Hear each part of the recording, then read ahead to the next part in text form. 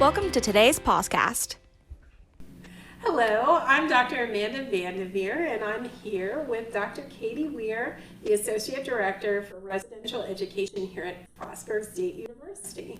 And this is the Safe Office PAWSCAST, and today, very exciting stuff, y'all. We're going to be talking about campus policies around marijuana.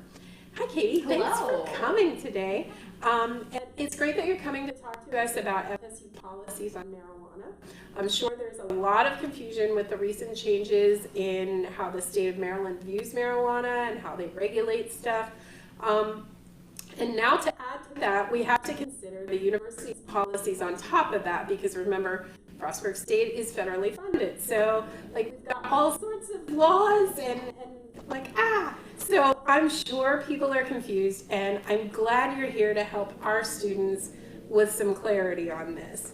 So thank you for coming. So since marijuana is now available in Maryland recreationally, how has that been incorporated into the policies on campus? How does that impact campus allowing it to be used on campus? Yeah, it is really confusing. There's a lot of changes that have happened, but the changes in Maryland state law have by and large not really impacted FSU policies. So if you are on campus or in our residence halls, regardless of your age, you cannot possess or consume marijuana.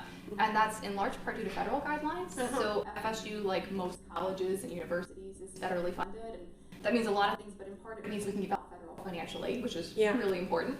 And most of us need that financial aid. If you have direct or subsidized loans, most students rely on that pretty heavily. Yes. But that money is not just for free. There's strings attached to that. And so Frostburg, like most other colleges and universities, have to abide by federal guidelines, and one of those is the Drug-Free Schools and Communities Act, and that provides parameters around how we respond to alcohol and drug violations and education we provide. So until you see a federal change in marijuana policy or approach, most institutions, including Frostburg, will not allow marijuana on campus. Yeah.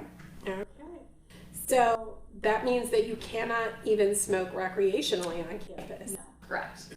And then what happens if you have a medical card? Yeah, it's a great question. Marijuana is still prohibited on campus regardless of your medical card or whatever reason you have it. So medical card or not, you still can't possess it or consume it on campus. And I will note here, something I think is confusing as well is, from a residence hall perspective, possession includes anything in your room. And so it doesn't matter who brought it there, if it was your friend or your partner or whoever, if it's in your space, it's yours. And so I really encourage students to be really thoughtful about who and what they allow in their spaces, because if there's marijuana in your space, it is yours regardless of how it got there. Oh, so that could be a really big problem. Yeah, absolutely. Yeah. And so talking about the dorms, so you cannot store it in the dorms. So what are the options there? Do you have any suggestions? If you are a medicinal user or of age, if you have a vehicle somewhere off campus, it can't be on campus. And so I know that is tricky for our residential students, but our policy prohibits both marijuana and any sort of paraphernalia as well, and so it can't be on campus. If you have a friend off campus or something else, somewhere else off campus to store that, great. But even having marijuana or bongs or things like that in your space will result in a referral to student conduct. Okay. Yeah. All right. So what happens if you're in possession of marijuana or paraphernalia in the dorms? So if a student is alleged to have marijuana or paraphernalia, they'll be referred to the student conduct process, and students are not responsible until they go through that process. But their case will be assigned to a hearing officer. So I hear conduct cases, my fellow residence life staff members, and also Dr. Crow, our dean of students. And it's a meeting just like this. It's a one-on-one conversation with your hearing officer, just talking about what happened and how you're doing. And that doesn't sound that scary. No, it definitely feels scary for students, and I get it. You hear conduct and you go, oh no, but it's really meant to be an educational conversation. Our goal is not to punish or make students feel bad, but it's to help provide information so they can make good informed choices. And so before students go into that meeting, they'll have a copy of the incident report, and we'll share everything at the start. So any other reports we have, videos, footage, whatever we have for them to review, and then they get a chance to kind of share their perspective on the story. For marijuana cases, I'll often ask about their use levels just to get a sense of any risk and other resources we can connect them with. And then the hearing officer will make a finding of responsibility based on preponderance. So is it more likely or not that they violated whatever policy they've been charged with? Yeah. Okay. That makes sense. So what are conduct process and standard sanctions? Yeah, so for marijuana, so drug violations and alcohol violations, there are standard sanctions, which means that regardless of which hearing officer you get or your specific situation, based on your first, second, or third violation, you're looking at the exact same sanctions as every other student. So for a first offense finding for drug or drug paraphernalia, you'll be given 2 educational modules, one about marijuana and one called e-checkup that gives you some feedback about your own use levels. Both of those modules have a $75 fine associated with it, so that's $150 total for a first offense. Your parents are notified. They receive a letter that says you were found responsible for violating our drug policy. We typically don't notify parents of students' conduct behavior, but for alcohol and drugs we have an exception, and many schools do that just to get that parental support and to have those conversations about genetic risk factors and things like that. And then students are also on probation for 1 calendar year for a first offense drug violation. If you come back for a second, if I'm responsible for a second drug violation, you're looking at additional modules, additional fines. They up to $125 per module for the second violation. Your parents are getting that notification letter again, and you're on probation through your graduation from FSU. I often explain probation as an observation period. So what it really means is if a student comes back to the conduct system while on probation for anything, they're looking at more severe sanctions in the future, and suspension could be on the table for them. And in the case of marijuana, the recommended sanction for a third violation is suspension from the university. That's a referral to the Dean of Students office, and that is normally the outcome is suspension for your third offense. And that's why it's really important for students to realize that multiple drug or drug paraphernalia violations will impact your ability to be a student here, and that's why we want to give them other tools or resources to help with that, to prevent them hitting that third violation. Yeah, that would be a huge impact, Absolutely. not being able to complete your education here. So what happens if you're impacted by pot use in the dorms? Yeah. So it's not like you're not using, but like you're smelling, you're being exposed to it. Yeah.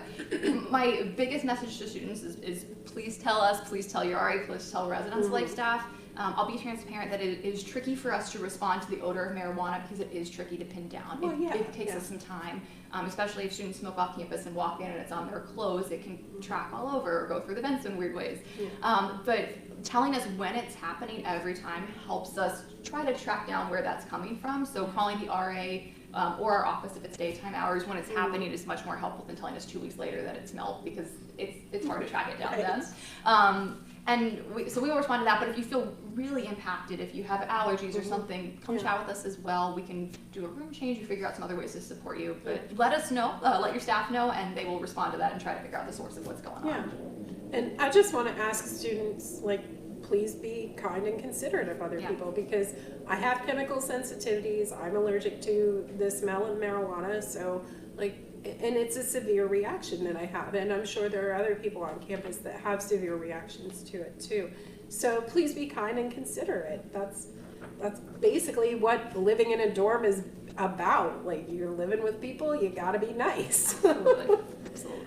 So what type of resources are available for students so that they can better understand these policies? Well, questions about policy, Student Affairs, Dr. Carl Crow, our Dean of Students and Head of Student Conduct, he's a great resource. All the policy statements are on the FSU website. I always tell students you should read over these. You're responsible for abiding by all of them. So that's a great resource. Your RA and other residence life staff are very well trained in policy and procedure. They can answer your questions. I also refer students pretty frequently to the SAFE office. Don Swager's an incredible resource. If students are struggling and want a non-judgmental space to process through their marijuana use, he's a great resource. The Student Counseling Center is a fantastic resource, as is the Student Health Center. So I'm referring students to those resources pretty often because there's just some phenomenal staff members there who can help students make some changes in their marijuana use if they're interested in doing so. Yeah, and that's very important to understand and make good decisions and do what is healthy for you. Absolutely. So thank you so much for coming in to talk to us today and clarify all these issues, because it's very complex. And I like what you said, look at the student policies, because not knowing is not an excuse. Exactly, and we hear that. So yes, go online, search the community policy statements, read them, and if you have questions, reach out to your hall staff or to Student Affairs.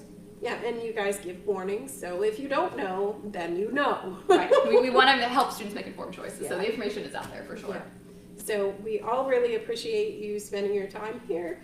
And if anybody out there has further questions or needs help dealing with marijuana use, please contact us at the SAFE office, Don Swager, and the rest of our wonderful Frostburg Peer Mentors. And reach out to Residence Life Office. There's also the Student Counseling Center, the Student Health Center. There's tons of resources on campus. Please feel free to reach out and find any assistance that you need. Thanks for watching today, and thank you, Katie, for coming in. We really appreciate it. Thanks for having me. Thank you. Bye-bye. Thank you for being a part of our PAWSCAST. This Health and Wellness podcast is brought to you by the Prevention Center and Peer Education Network at Frostburg State University. If you would like more information about our programs, visit us in Pullen Hall, room 109, or call us at 301-687-4761. Or you can always send us an email at safeoffice@frostburg.edu. Remember to watch our other episodes and stay tuned throughout the semester. Thank you!